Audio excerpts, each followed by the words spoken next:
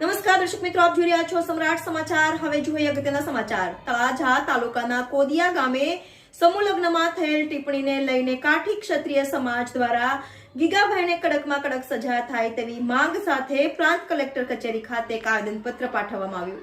તળાજામાં કોદિયા ગામે સમૂહ લગ્નમાં થયેલ ટિપ્પણીને લઈને આજે તળાજા પ્રાંત કચેરી ખાતે કાઠી ક્ષત્રિય સમાજ દ્વારા ગીગાભાઈ વિરુદ્ધ કડક કાર્યવાહી કરવામાં આવે તેવી માંગણી સાથે આવેદનપત્ર અપાયું।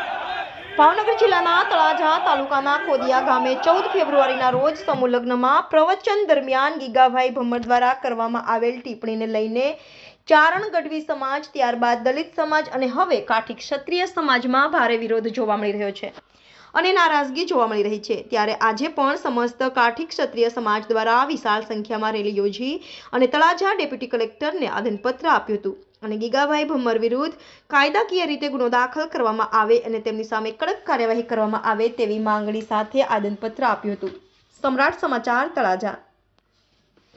અમે હરેશભાઈ કામળિયા આજરોજ અમે તળાજા ડેપ્યુટી કલેક્ટર કચેરી ખાતે સમગ્ર કાઠી ક્ષત્રિય સમાજ કામળિયાવાડ આવેદનપત્રમાં આપવા માટે આવ્યા છીએ। તારીખ 14/2/2024ના રોજ ગીગા ભમ્મર નામના વ્યક્તિએ અમારા કોળંબા ધામ કદમગીરી જે 222 સ્ટેટ 222 ગુજરાતના રજવાડા છે એમાંનું એક રજવાડું છે, અમારા બાપનું ગામ છે। અમારા ઇતિહાસના કાંઈ નોલેજ વગરનું અમે કામળિયા દરબારો રાજપૂતો છીએ। સિંધીથી 1100 વર્ષના આ પરંગડામાં 1100 વર્ષથી વસવાટ કરીએ છીએ અને અમારા આસ્થાનું કેન્દ્ર એટલે કદમગીરી કોળંબા માં ખળા સ્વરૂપે જે બિરાજમાન છે એ માનો પાણો ખોદી અને લઈ જવાની વાત કરી અને અમે જે નથી એ અમને ચિતરવાનો પ્રયાસ કર્યો। એનાથી અમારી ધાર્મિક અને સામાજિક લાગણી દુભાણી છે।